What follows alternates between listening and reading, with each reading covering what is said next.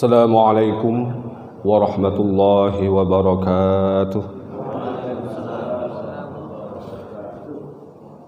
Alhamdulillahilladzi anzala as-sakinata fi qulubil mu'minin wa nusalli wa nusallim ala ashrafil anbiya'i wa sayyidil mursalin habibina wa syafi'ina Muhammadin sallallahu alaihi wasallam wa ala alihi wa ashabihi wa azwajihi wa dhurriyyatihi wa man sara ala nahjihi ila an yaquma an-nasu lillahi rabbil alamin.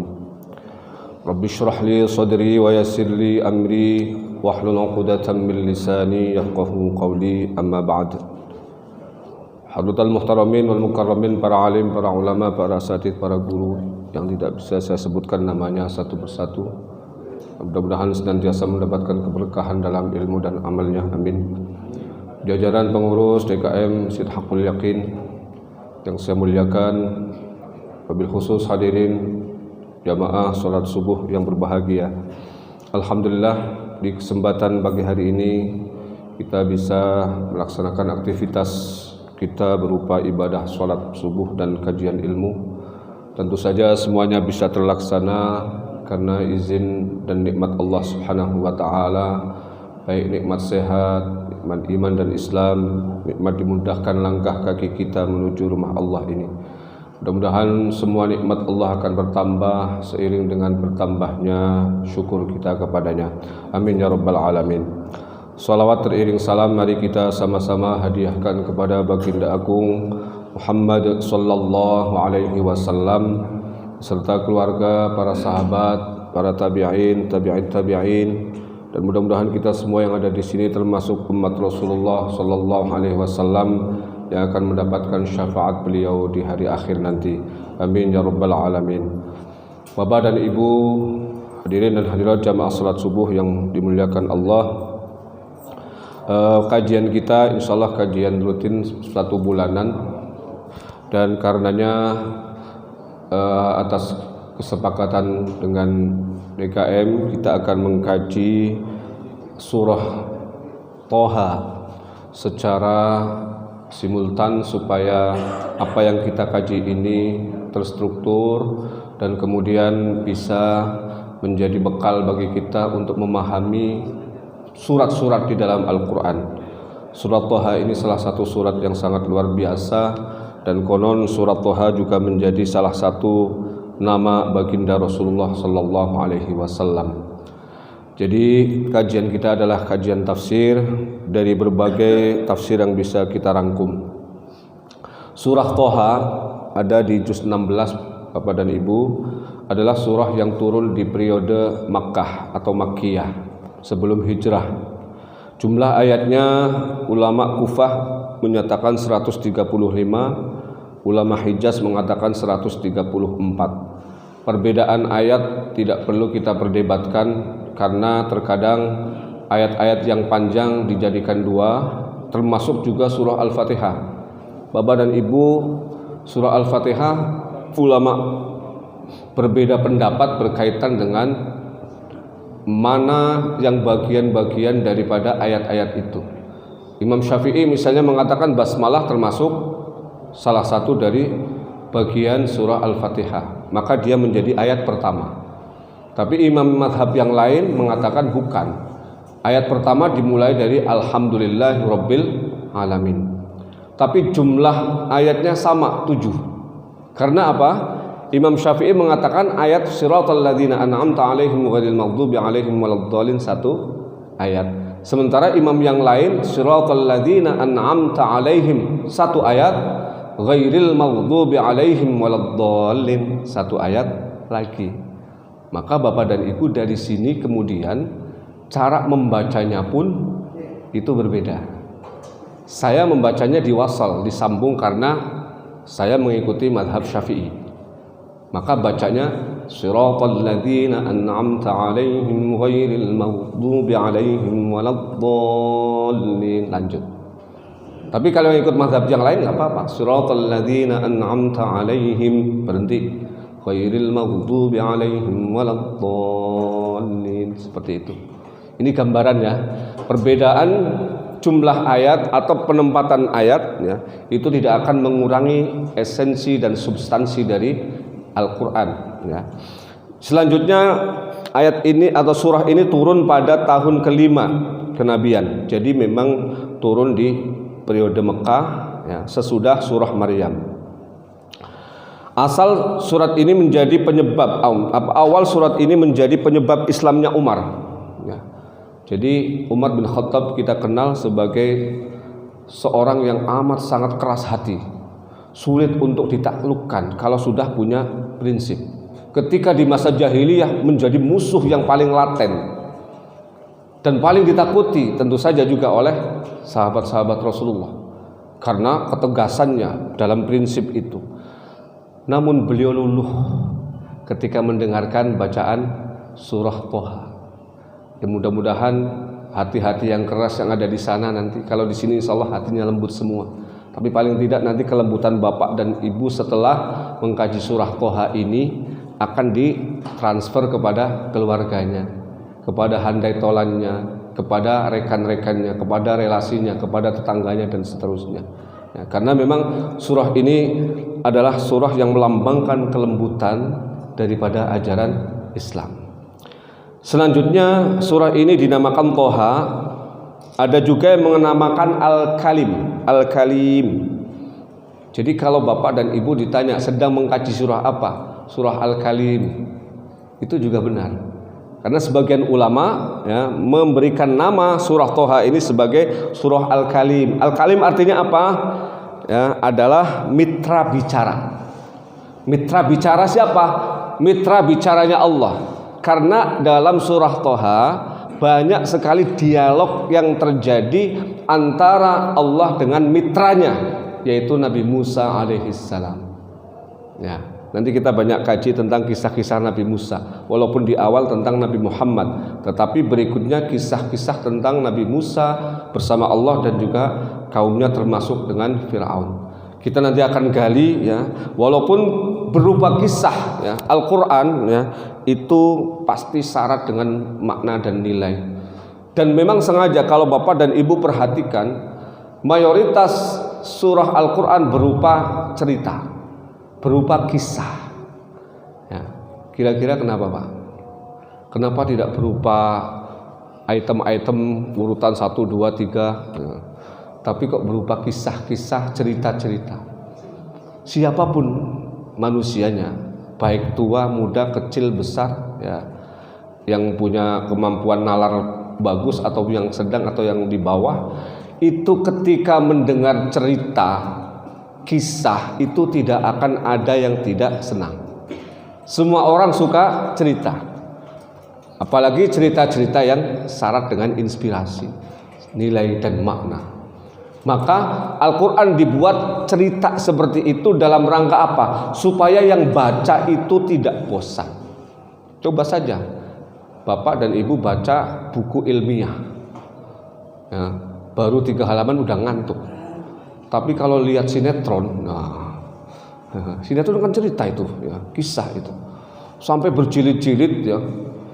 Dulu saya masih ingat waktu saya masih muda Pak, sekarang juga masih muda sebenarnya gitu ya.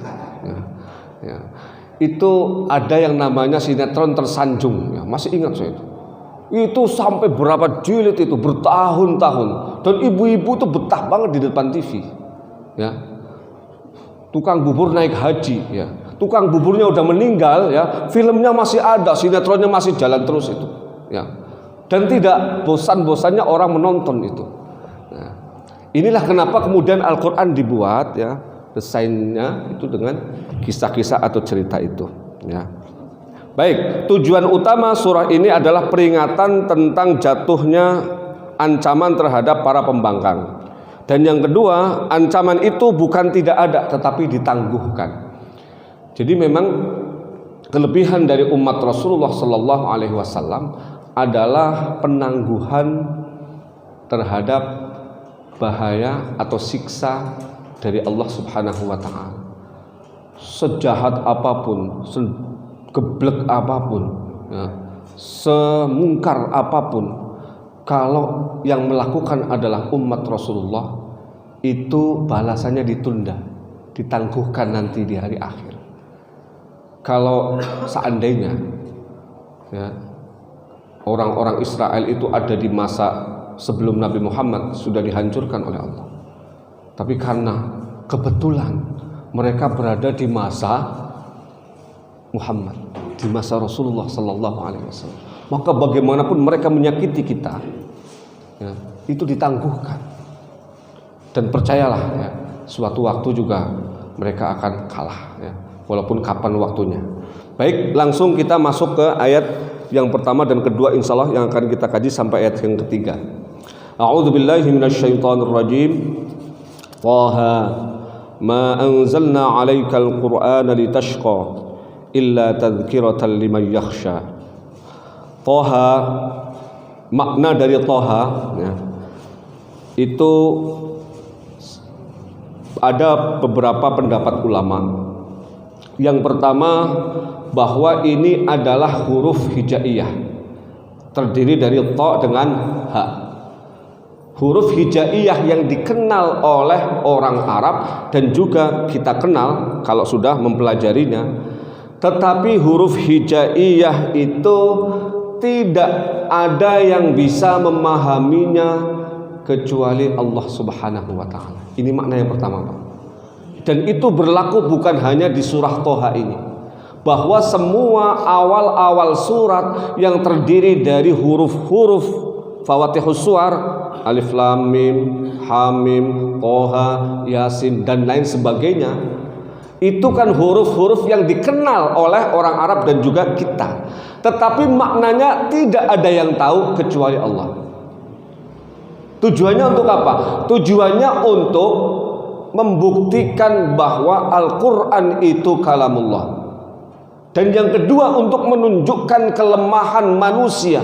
Sehebat apapun kemampuannya, sehebat apapun pemahamannya terhadap tafsir-tafsir Al-Quran, tetap saja ada makna-makna yang tidak dipahaminya, karena memang manusia ilmunya terbatas. Itu, Pak. Jadi melalui pembukaan surah ini Allah ingin menyadarkan kita, wahai semua manusia, sehebat apapun Anda, sedalam apapun, seluas apapun ilmu yang kalian miliki, tetap saja hanya dua huruf, kadang-kadang cuma satu huruf pun kalian tidak paham artinya. Makanya jangan berlaku kalian adalah orang yang paling paham terhadap kehidupan ini, ya. Ini kan ulama-ulama kalau menafsirkan ayat-ayat yang seperti ini seringkali Allahu a'lamu bimuradih, Allah yang paling tahu maksudnya, ya. Ini untuk menyadarkan kita semua. Dan memang seperti itu adanya, Pak. Orang ilmunya kayak apapun, ya, ilmu segala macam ilmu, seorang profesor di 5 bidang sekalipun, dia pasti memiliki titik lemah. Dan kadang-kadang kelemahan itu kelemahan yang sangat mendasar. Kita ini kalau mengaku bahwa manusia itu hebat, hebat apanya? Yang terlihat aja kadang-kadang nggak bisa memahaminya. Apalagi yang tidak terlihat, apalagi yang gaib, yang nyata saja seringkali kita tidak memahami substansinya. Bapak dan saudara sekalian, coba sebutkan angka yang paling kecil berapa? Angka paling kecil berapa? Min 1 masih lebih kecil daripada 0. Min 1 triliun lebih kecil daripada min 1, ya kan? Min 1000 triliun lebih kecil daripada min 1 triliun. Sekarang coba datangkan ahli matematika di seluruh dunia, diminta untuk menyebutkan berapa jumlah angka, ya, depannya dikasih min, di belakang daripada min itu dijejer huruf 1 dari sini sampai ke tempat saya di Gunung Sindur. Pokoknya depannya 1, belakangnya 0. Tapi 0 itu dijejer sampai, nggak usah sampai Gunung Sindur, dari sini sampai ke sono. Berapa jumlah 0 di belakangnya? Bisa ratusan. Sekarang sebutkan berapa angka itu. Bisa nggak? Nolnya itu lebih dari 100. Sebutkan berapa angka itu. Coba datangkan ahli matematika yang paling hebat di seluruh dunia. Bisa nggak menyebutkan angka itu? Nggak ada. Coba pakai kalkulator yang paling canggih, jebol kalkulatornya. Maaf ya, otak Anda sedang rusak. Jadi kalkulatornya juga nggak mau disalahin katanya. Otak Anda sedang rusak katanya. Dia nggak mau ya, mesin Anda sedang rusak. Karena nggak bisa menyebutkan. Coba, itu kan nyata Pak, tertulis, gamblang jelas ya, tidak ada sama sekali hal yang samar. Tapi toh kita nggak bisa menyebutkan. Nah, ya kan? Apalagi misalnya yang tidak tampak. Maka Allah sampaikan dalam surah Al-Isra, wa ma utitum minal ilmi illa qalila. Dan kalian diberi ilmu itu hanya sedikit sekali dari ilmu-ilmu Allah Subhanahu wa taala. Maka memang ini menjadi peringatan bagi semua orang yang merasa paling pintar, merasa paling alim ya. Karenanya ulama-ulama dulu ya, ketika mereka ditanya tentang satu hal dan mereka tidak bisa menjawab, ya dibilang tidak bisa menjawab, la adri, saya nggak tahu. Imam Malik itu 40 pertanyaan hanya 3 yang dijawabnya, 37-nya la adri, tidak bisa menjawab. Nanti saya akan cari. Karena mereka adalah orang-orang yang menyadari ilmu yang mereka miliki itu sangat sedikit, dan mereka tidak mau dianggap sebagai orang alim, tetapi ngarang, mengada-ada. Ilmuwan sejati itu Pak, boleh salah tapi nggak boleh bohong. Beda dengan politisi, boleh bohong nggak boleh salah. Ya, makanya nggak bisa ketemu. Bohongnya banyak banget tuh, tapi nggak boleh salah. Kalau salah sedikit langsung dipecat, ya kan? Tapi kalau ilmuwan, ya, salah di mana-mana nggak masalah. Namanya juga mencari kebenaran, harus dicari terus sampai ketemu. Nggak ketemu ya berarti kita salah. Tapi nggak boleh bohong. Nah ini ya. Nah selanjutnya makna yang kedua, ini tadi pendapat yang pertama Pak ya. Yang kedua kata toha ini singkatan dari toknya itu tohir, suci. Kemudian haknya hadin, pemberi petunjuk. Nah, jadi kalau kita membaca toha maksudnya adalah orang yang suci dan pemberi petunjuk. Siapa? Nabi Muhammad. Nah, paham ya Pak ya? Sekarang artinya berarti toha itu tohirun dan hadin. Tohir artinya adalah suci, hadin adalah pemberi petunjuk. Artinya apa? Nabi Muhammad adalah pemberi petunjuk yang suci lahir dan batin. Bukan hanya suci ketika sudah jadi nabi, bahkan sebelum jadi nabi itu beliau suci dari dosa. Jangankan dosa besar, dosa kecil aja tidak ada.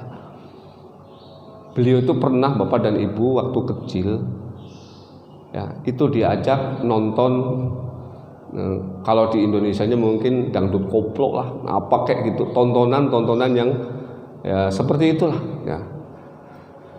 Ketika itu Nabi sedang menggembala kambing, diajak sama temannya, Muhammad ya, main yuk gitu kan, anak sekarang kan begitu kan ya. Main yuk, nonton yuk ya. Oh, Nabi Muhammad masih kecil, oh yuk nonton yuk gitu. Tapi saya mau mengembalikan kambing dulu ya ke kandangnya gitu. Nah, begitu beliau menggiring kambingnya dan kemudian dimasukkan ke kandangnya, apa yang terjadi? Beliau terkena kantuk yang sangat berat. Kepalanya berat sekali dan mengantuk luar biasa, nggak bisa ditahan. Tidur beliau di dekat kandang kambing itu. Nah, begitu tidur bangun, wah, saya kan tadi diajak main ya, nonton dangdut koplo gitu ya. Karena tidur, wah akhirnya apa? Beliau marahnya segera ke tempat itu. Sudah bubar Pak. Acaranya sudah bubar. Apa? Beliau dilindungi oleh Allah, dijaga oleh Allah, bahkan ketika masih kecil untuk menyaksikan hal-hal yang seperti itu. Dibuat mengantuk luar biasa sehingga tertidur sampai kemudian kebablasan. Ya, itu orang suci Pak, karena beliau suci, disucikan oleh Allah. Kalau kita kadang-kadang kebaliknya, kalau sholat dibuat tidur, giliran nonton bola, motornya lebar selebar-lebarnya, betul ya Pak ya? Baru baca Quran satu halaman udah waduh, baca yang lain Pak ya. Ya Allah nikmatnya sampai berjam-jam gak berasa itu. Betul ya? Bedanya jelas, kelasnya kelihatan sekali. Tapi memang kalau orang-orang yang berusaha secara gradual bertahap itu mendekat kepada Allah, itu lama-kelamaan akan dijaga seperti penjagaan Allah terhadap orang-orang yang dipilih itu, Pak. Ya, insya Allah, Pak. Ya, kita kalau terus berproses, mendekat terus tanpa henti, pada akhirnya ketika akan bangun seperti ada yang membangunkan. Betul. Ketika ada sesuatu yang kemudian baik digerakkan oleh Allah, disegerakan, kamu ke sana. Ya itulah ya, orang yang disayang. Ketika orang ini kemudian melanggar, disentil sama Allah secepatnya supaya dia sadar. Ya. Sehingga kemudian balik lagi. Makanya kalau kemudian dikasih sakit, duitnya nggak ada, utangnya banyak, harus segera, Allah sayang sama kita. Kemarin duitnya banyak dibuat foya-foya, maka sekarang supaya sadar bahwa foya-foya itu dilarang oleh Allah, duitnya ditahan oleh Allah. Jadi nggak punya duit, akhirnya apa? Melangut aja di rumah, manyun aja begitu. Ya mendingan manyun daripada foya-foya kemana-mana, maksiat kemana-mana. Mendingan tidur ya Pak ya. Ya tidurnya bisa berpahala kalau kita niatnya benar. Ya. Itu Allah sayang sama kita. Ya. Nah cara Allah itu ya, ketika ingin mensucikan seseorang, ya, membersihkan seseorang, mengangkat derajat seseorang, itu terkadang dengan hal-hal yang tidak disukainya. Tetapi yang tidak disukainya mengarahkan kepada dekat kepada Allah. Seringkali seperti itu, Pak. Ya. Saya punya teman, dia cerita, memang teman ini istimewa sekali, Pak. Saya tahu persis. Dia bisa membaca sholawat semalam itu 10.000 sholawat. Saya pernah baca 10 kali sholawat udah ngantuk, Pak. Ya. Dia bisa 10.000 dan istiqomah mulai jam 1 sampai subuh, nggak ngantuk dia. Itu suatu waktu, Pak, dia punya jamaah. Dia masih pakai motor.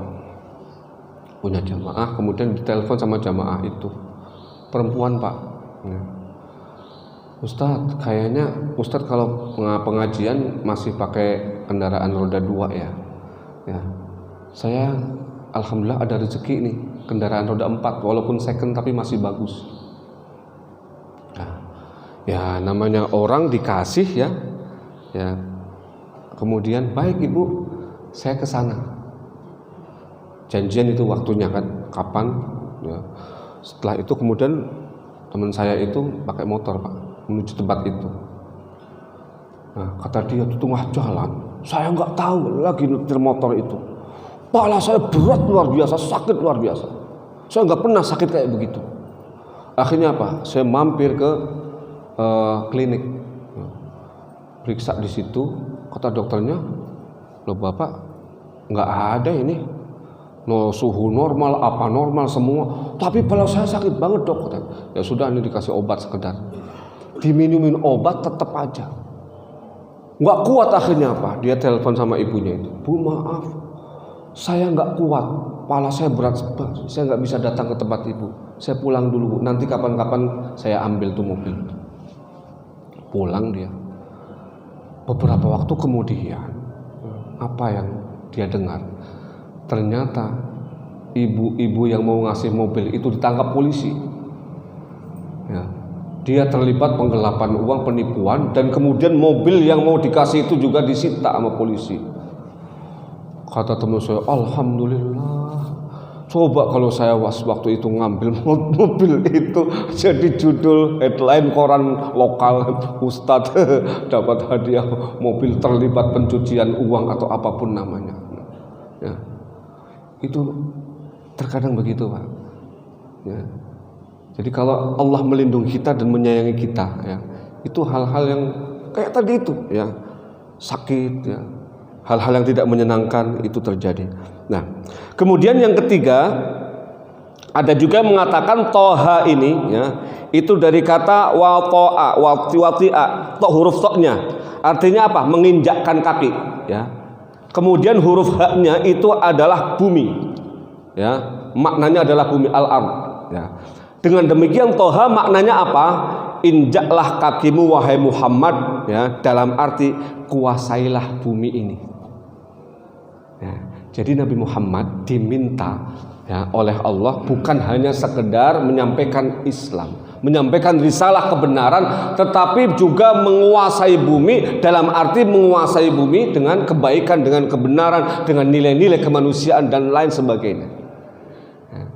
Jadi ini sejatinya adalah perintah secara tidak langsung. Muhammad, kamu sudah suci, kamu pemberi petunjuk, tapi juga bukan hanya sekedar memberi petunjuk, tapi bagaimana petunjuk itu menguasai bumi, bagaimana hidayah itu mewarnai bumi ini. Nah, itu Pak makna toha. Nah, jadi tahu ya, oh ternyata Al-Quran hanya dengan 2 huruf itu maknanya sedemikian rupa. Jadi memang seyogyanya kita bukan hanya menjadi ustadz, ya, tapi bagaimana ustadz itu berkolaborasi dengan politisi yang baik, yang jujur, yang bersih, dan kuasailah wilayah itu. Karena apa? Karena kalau ustadz, ya, jamaahnya sampai jutaan, tetap saja dia tidak bisa mengeksekusi, Pak. Tidak bisa bikin SK pembubaran atau pembredelan lokalisasi misalnya, tempat-tempat maksiat, nggak bisa, Pak. Yang bisa siapa? Ya pemerintah, ya politisi itu. Maka Nabi Muhammad, cara berdakwah beliau kan kita tahu di Mekah secara kultural, tapi begitu masuk ke Madinah secara struktural menggunakan politik, kekuasaan. Karena apa? Kekuasaan itulah nantinya kalau dipegang oleh orang-orang yang bersih, orang-orang yang berintegritas, itu luar biasa sekali, Pak. Makanya kita tahu ya, bagaimana dampaknya di Madinah itu dalam jangka 10 tahun bisa mengislamkan seluruh jazirah Arab. Sementara 13 tahun di Mekah, apa hasilnya? Tidak ada. Ya ada, tapi memang pembekalan dari kader-kader beliau 13 tahun itu dibawa ke Madinah, muhajirin itu, kemudian seluruh jazirah Arab diislamkan. Karena apa? Kekuasaan. Maka saya tetap mengatakan, jangan semua orang jadi ustadz dan kemudian keluar dari zona politik. Jangan. Nanti diambil sama orang yang nggak jelas.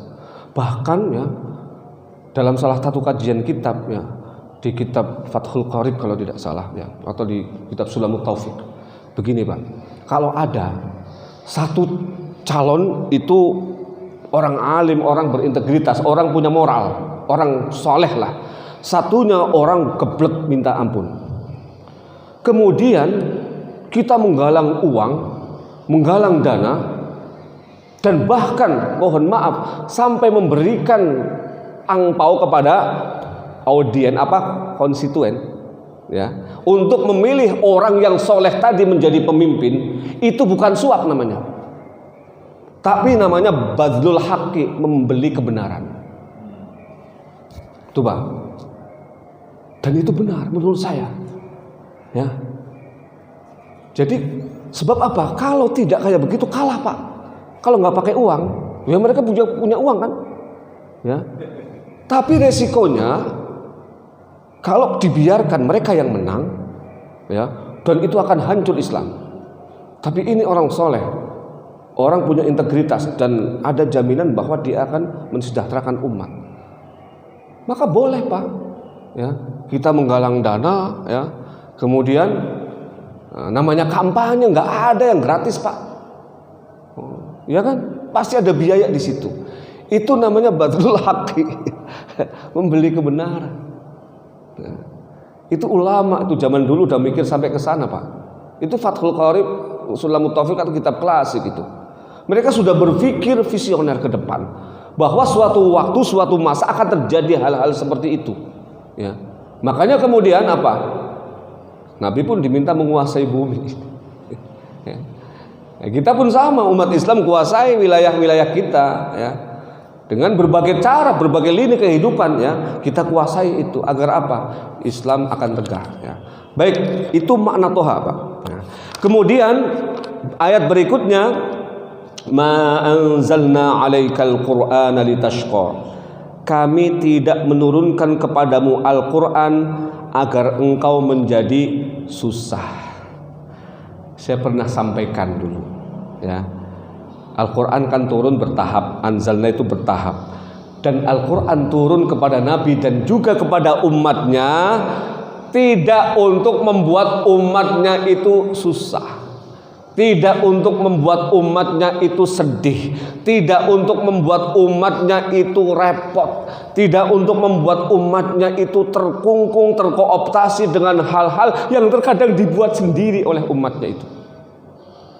Kita ini kan kadang-kadang begitu, Pak, mempersulit diri sendiri, ya, gara-gara urusan kunut sama nggak kunut, mempersulit diri sendiri. Itu ikhtilaf itu sudah biasa, perbedaan bahkan di masa Nabi sudah ada. Kok kemudian masalah kayak begitu bikin susah? Kenapa sih tidak dipermudah? Ya. Kalau kemudian orang doa harus pakai doa yang maksur, yang dari Nabi semua.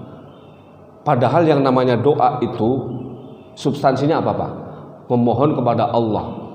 Orang memohon itu kira-kira yang dipinta, yang dimohon itu harus dipahami oleh yang memintakan. Lah dia nggak paham bahasa Arab, kemudian disuruh doa pakai bahasa Arab, ya nggak bisa. Maka kemudian apa? Doa pakai bahasa yang dia pahami, ya kan? Nggak perlu kemudian harus maksur, kalau nggak maksur nggak dikabul. Allah sudah berfirman, wa qala rabbukum ud'uni astajib lakum. Tuhan kalian berfirman, doa kepadaku, minta kepadaku, aku akan kabulkan. Tidak disebutkan doa pakai bahasa apa, nggak ada di situ. Ya. Intinya doa tuh minta. Maka apa? Kalau orang nggak bisa bahasa Arab, asal jangan di dalam sholat, Pak, ya. Rabbana walakal hamd. Tuhan nyong sampean. Pujian kanggo sampean, misalnya pakai bahasa Tegal gitu ya. Batal sholatnya, Pak, ya. Itu Rabbana walakal hamdu dalam sholat nggak boleh diterjemahkan. Tapi di luar sholat orang doa pakai bahasa saya orang Tegal, Pak, ya. Ya Allah, yang duitnya orang anak ya kursi, lagi utangnya akeh ya. Duitnya ya, cepet ya teka kayak kue, misalnya gitu kan. Nah, boleh. Siapa yang melarang itu? Ya. Lah ini agama itu mempermudah. Nabi yassiru wala tu'assiru, permudah jangan bersulit. Kalau orang nggak bisa sholat, sholatnya cuma bahasanya ya karim, ya karim, ya karim, sah sholatnya. Kalau memang belum bisa, baca yang lain. Ya kan? Itu Islam mempermudah sekali. Ya. Nabi tidak pernah mempersulit umatnya. Jadi kadang-kadang kita sendiri yang mempersulit, Pak. Ya. Sholat harus pakai jubah misalnya. Kalau nggak jubah kurang islami, ya. Atau kurang sunnahnya itu kurang gitu. Ya, dibuat-buat sendiri, susah sendiri gitu loh. Lah yang penting kan nutup aurat. Ya, Pak, ya. Habis sholat salaman dibahas panjang-panjang, ya. Ya, orang salaman kan kapan saja boleh ya, apalagi habis sholat ya. Ada nggak larangan salaman, Pak? Nggak ada. Orang salaman itu simbol daripada persahabatan, simbol dari persaudaraan kok. Ya. Sekarang saya mau nanya, habis sholat kencing boleh nggak, Pak? Boleh nggak? Boleh. Habis sholat kencing aja boleh, apalagi salaman gitu loh. Ya, ya nggak, Pak? Nggak usah dibahas gitu loh. Itu hal-hal yang bikin kita itu runyam sendiri, sulit sendiri itu. Ya. Dan seringkali kita itu kayak begitu, Pak, mempersulit masalah-masalah yang sebenarnya simpel dan mudah, ya, ya kan? Wah, kencing berdiri nggak boleh tuh laki-laki. Tapi coba masjid-masjid banyak yang menyediakan tempat-tempat kencing berdiri. Nah, terus gimana dong? Nabi itu pernah, walaupun sekali dalam hadis Bukhari itu, Pak, sahih, Pak. Nabi itu pernah kencing berdiri karena memang situasi dan kondisi. Nah sekarang orang pakai celana jin, udah mukanya mirip kayak jin, pakainya celana jin, ya, ya, mau ke toilet, celana jinnya ketat, orangnya gendut, ya, buka resleting sampai ke bawah, ya, belum dibuka udah kebelet duluan, udah keluar duluan, karena apa? Kelamaan harus jongkok. Nah, dalam situasi seperti itu, yang enak gimana, Pak? Ya udah dibuka, ya, dipelorotin, tongolin, keluar, selesai gitu kan, ya, sambil berdiri gitu loh. Ya, Pak, ya. Boleh nggak? Boleh. Daripada kemudian air kencingnya berceceran kemana-mana dan kemudian kena celananya dan malah sholatnya jadi tidak sah. Ya. Ada landasannya, Pak. Dan ini jangan kemudian dipersulit, dijadikan masalah. Ya. Nabi kan sebenarnya ini ditegur karena apa? Beliau terlalu keras, pengen semuanya itu ikut Islam, semuanya itu taat sama beliau. Ya nggak bisa. Jangankan kita kadang-kadang ya pengennya kayak begitu, Pak. Semua orang tuh suka sama kita. Lah orang Nabi aja musuhnya banyak gitu loh. Ya nggak suka juga banyak, apalagi kita gitu loh. Ya kalau memang ada yang nggak suka, selagi kita ada dalam track yang benar, ya, dalam jalur yang syar'i yang diridhoi oleh Allah, jalan aja terus, Pak. Nggak pernah sama sekali kemudian merepotkan kita sendiri untuk hal-hal yang sebenarnya tidak diminta. Ini teguran kepada Nabi, tapi juga kepada kita, Pak. Dan seringkali ya, kalau kita mempertimbangkan manusia ya, untuk melangkah, manusia itu jangankan 3 orang, 4 orang, 1 orang aja paginya rindu, sorenya benci. Iya kan? Bisa berubah-ubah ya, Pak.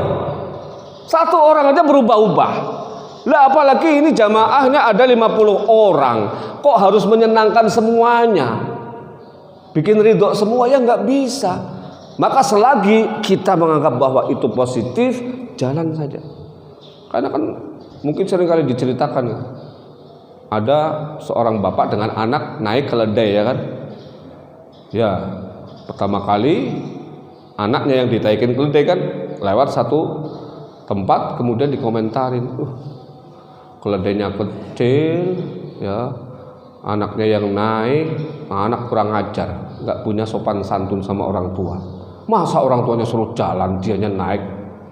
Komentarin kayak begitu, baper ini orang. Akhirnya apa? Udah nak, bapak yang naik ya, kamu yang jalan. Lewat lagi satu tempat, dikomentarin lagi sama orang. Bapak nggak punya rasa kasih sayang sama anaknya. Orang anaknya suruh jalan, bapaknya nangkring. Bapak apaan itu? Wah, baper lagi. Sudah nak ya, nggak usah dinaikin ya. Kamu tuntun dari kanan, saya dari kiri katanya. Lewat lagi satu tempat, komentar lagi ada. Wah ini orang bawa keledai gak ditaikin, gak punya otak itu orang. Ya. Ngapain punya keledai gak ditaikin, malah dituntun doang katanya.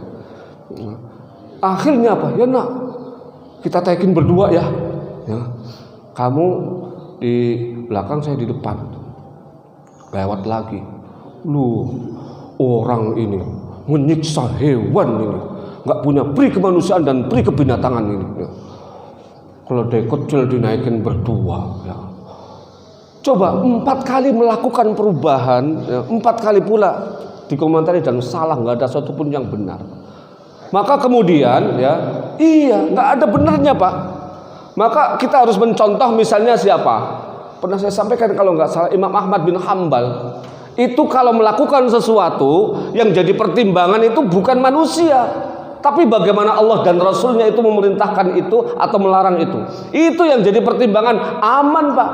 Manusia mau komentar apapun, kita jalan terus.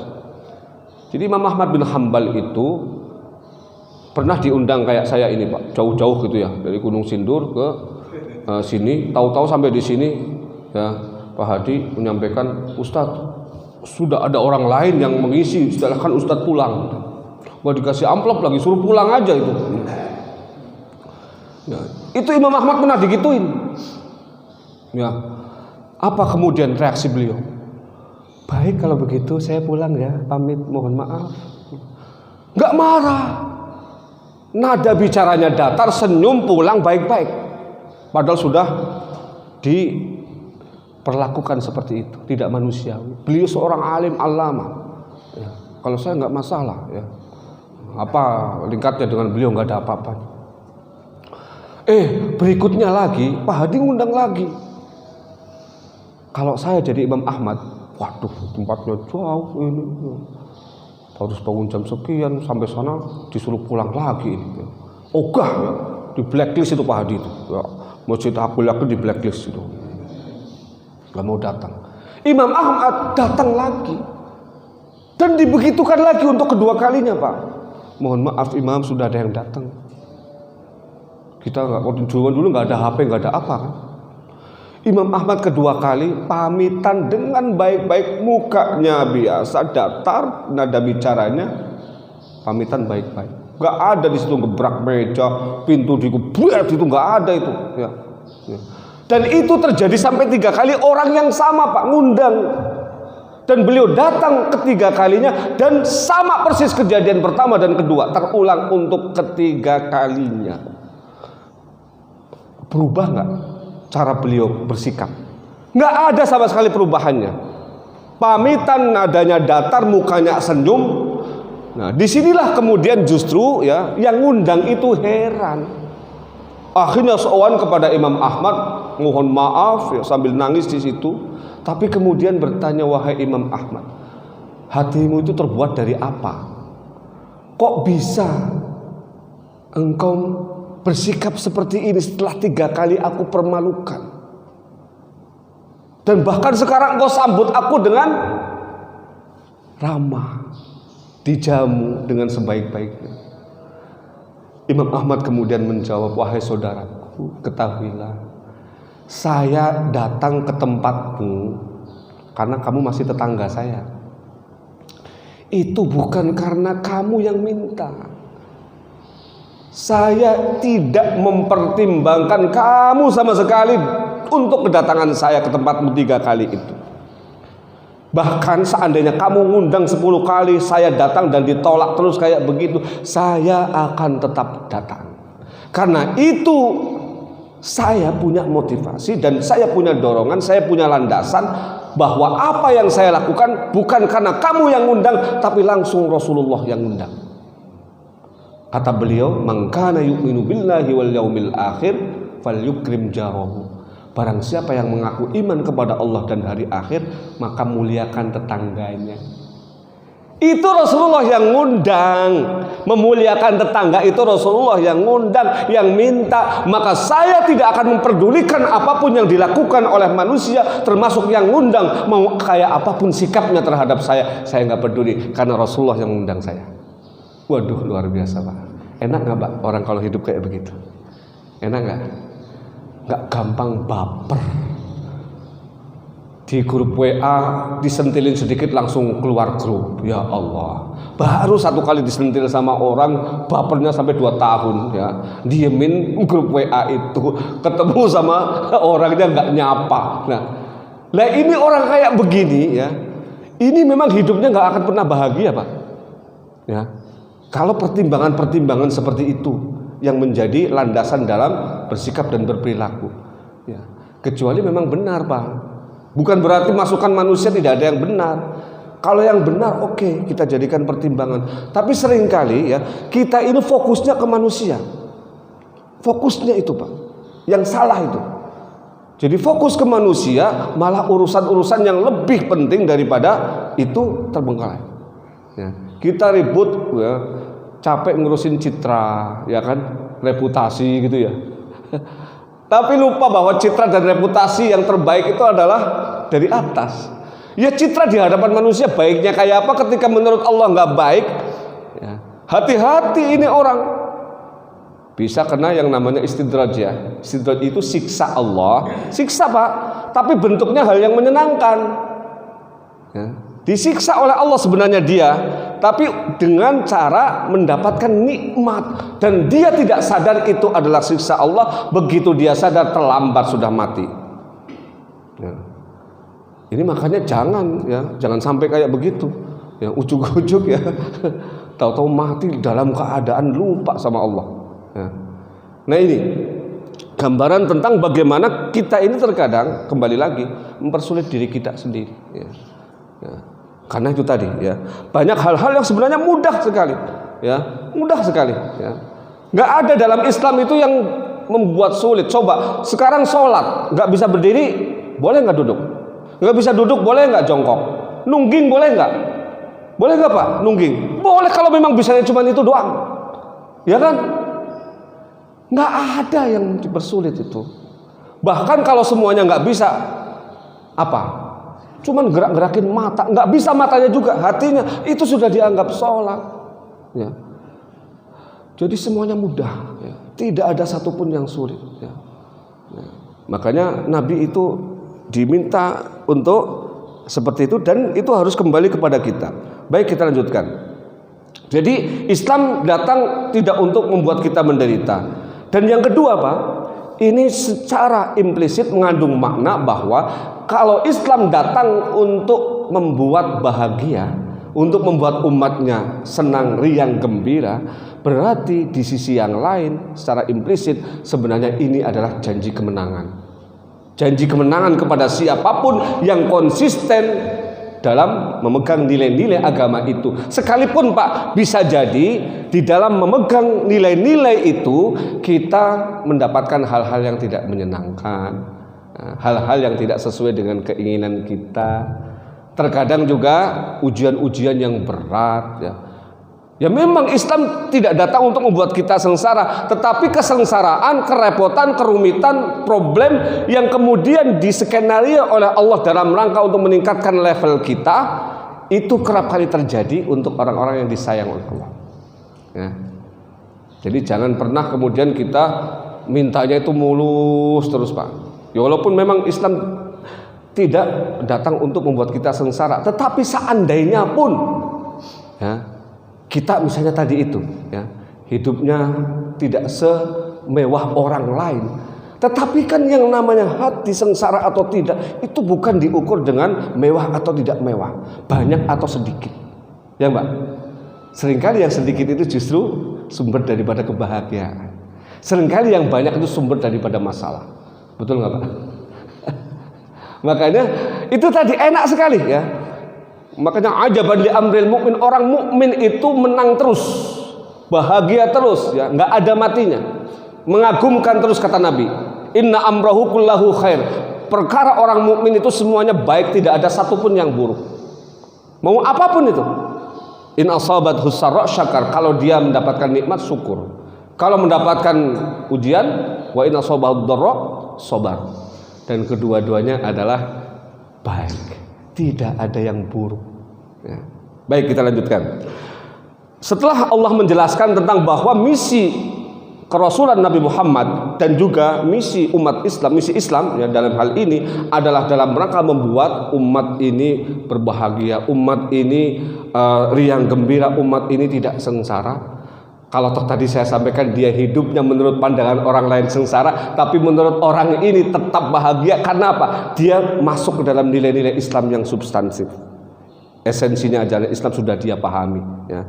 Nah, maka kemudian Allah mengingatkan di ayat berikutnya, illa tadzkiratan liman yakhsha, kecuali sebagai peringatan bagi orang yang takut.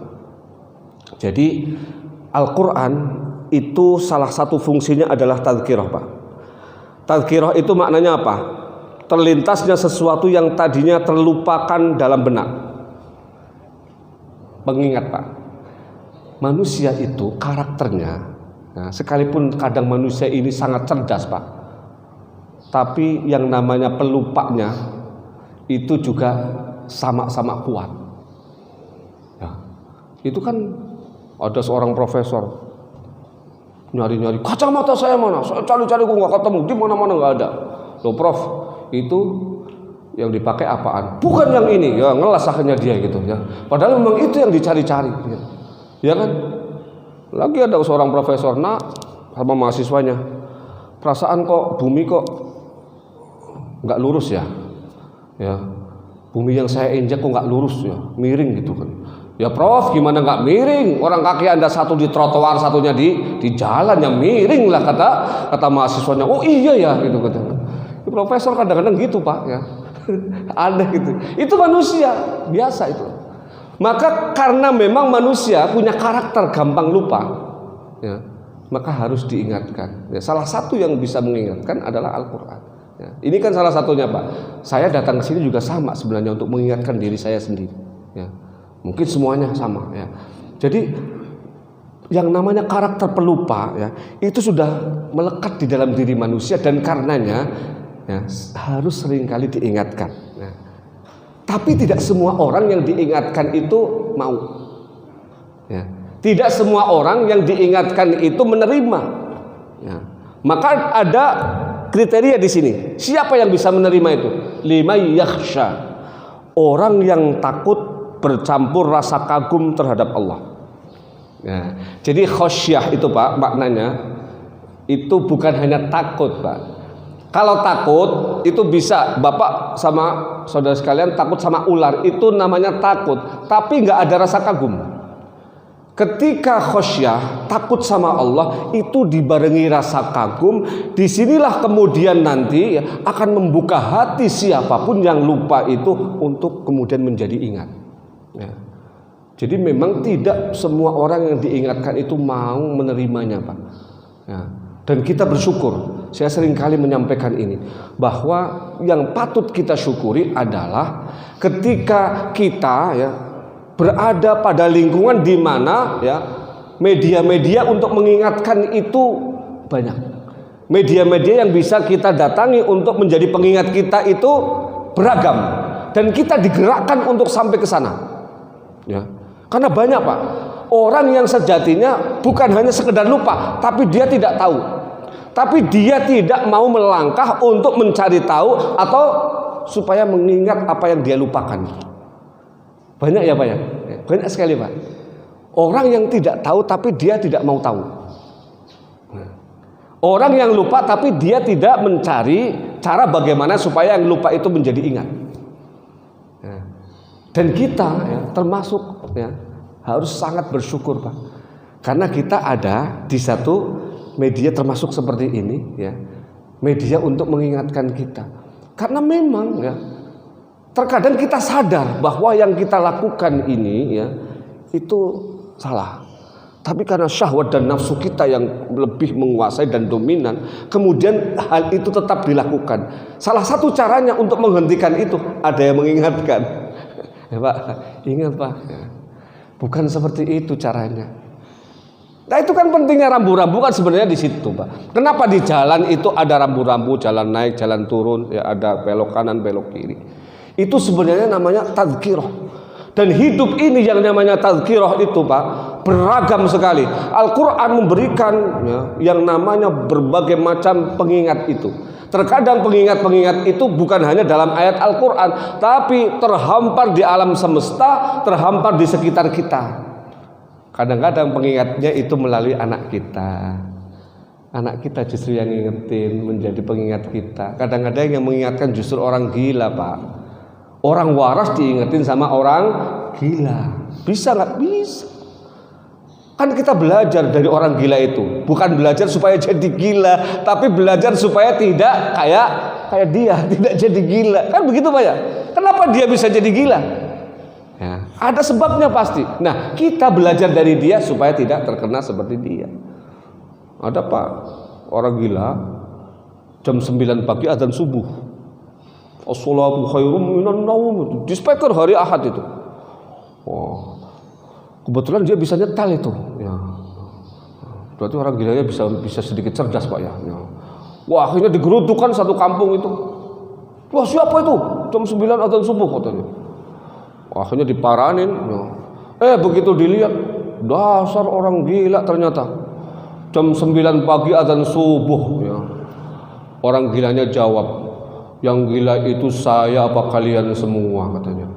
Tadi jam 4:30 dipanggil-panggil nggak ada yang datang. Sekarang jam 9 pagi dipanggil pada datang semua.